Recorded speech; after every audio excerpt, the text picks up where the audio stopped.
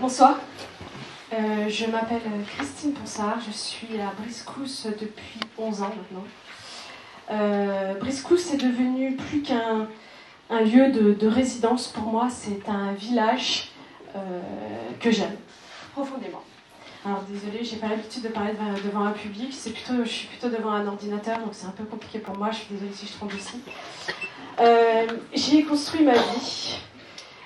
J'y ai trouvé une authenticité et une qualité humaine qui compte énormément.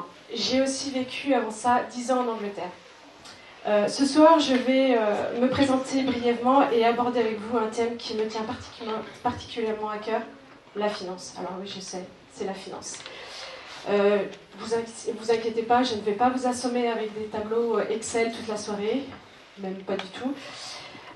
Dans ma vie professionnelle, je suis responsable du contrôle de gestion pour un groupe aéronautique de renom français. Concrètement, mon métier consiste à analyser les finances, à veiller à la bonne utilisation des ressources, à anticiper, à planifier et à accompagner la prise de décision. Mon rôle n'est pas simplement de regarder des chiffres, mais de leur donner du sens et de les faire parler. Les chiffres sont des outils, ils permettent de comprendre, d'améliorer et de construire l'avenir avec rigueur et méthode. Si j'ai souhaité m'engager aujourd'hui, c'est parce que je pense que mes compétences peuvent être utiles à notre village.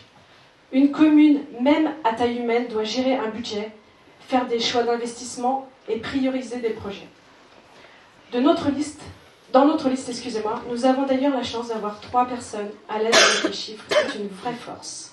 Car cela garantit un regard attentif, croisé et rigoureux sur les décisions budgétaires et les investissements. Mais parler des finances d'une commune, ce n'est pas seulement parler de chiffres. C'est décider de la manière dont nous utilisons l'argent public et de la direction que nous voulons donner à notre village. Aujourd'hui, nous pensons qu'il est nécessaire de changer de direction. Ces dernières années, des investissements importants ont été réalisés, mais parfois sans vision claire de leur utilisation future, et cela pose question. Prenons quelques exemples très concrets. La commune a acquis le bâtiment de la Poste ainsi que la maison Barbategui pour près de 270 000 €. Pourtant, aujourd'hui, ces bâtiments n'ont toujours pas d'affectation clairement définie. Ils restent vides et commencent déjà à se dégrader. Autre exemple, la terrasse du Jointo. C'est 200 000 € d'argent public pour environ 40 mètres carrés. Ce qui veut dire 5 000 € le mètre carré.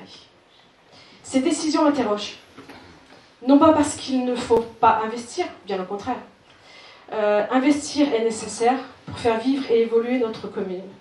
Mais l'argent public doit être utilisé avec rigueur, avec méthode, avec un vrai sens des priorités, et surtout avec la concertation de toutes et de tous.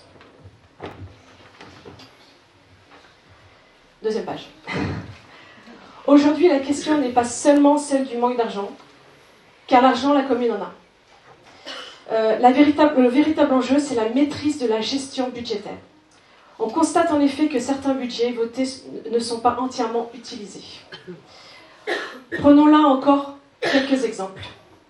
Sur les fournitures scolaires, près de 4 400 € n'ont pas été dépensés, soit 37,5% du budget prévu à cet effet. Sur les postes d'entretien et de réparation, qu'il s'agisse de la voirie, des réseaux, des bois et forêts ou de la maintenance, c'est 30 600 €, soit près de 17% du budget alloué, qui n'ont pas été utilisés. Même constat pour les vêtements de travail, où une économie de 2 089 €, soit 38% du budget prévu, n'a pas été utilisée. Alors oui, bien sûr, il est nécessaire de faire des économies. Mais les économies doivent être faites intelligemment. Elles ne doivent jamais se faire au détriment de la sécurité de nos employés communaux, du bien-être de nos élèves, ni de la qualité des services rendus aux habitants. Une bonne gestion, ce n'est pas seulement dépenser moins, c'est dépenser mieux. Mais une équipe municipale, ce n'est pas seulement des chiffres, c'est avant tout une vision des valeurs et un engagement humain. Les valeurs qui me tiennent particulièrement à cœur sont la transparence, la communication et puis, bien entendu, le partage.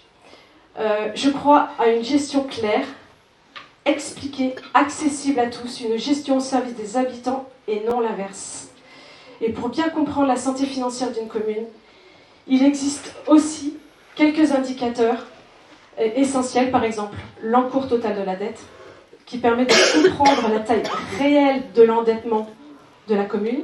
Il y a aussi la capacité d'autofinancement, qui est communément appelée la CAF brute, qui permet d'évaluer la capacité de la commune à financer ses projets avec ses propres ressources. On peut également analyser la dette par habitant, qui permet de mesurer la charge de la dette rapportée à chaque citoyen.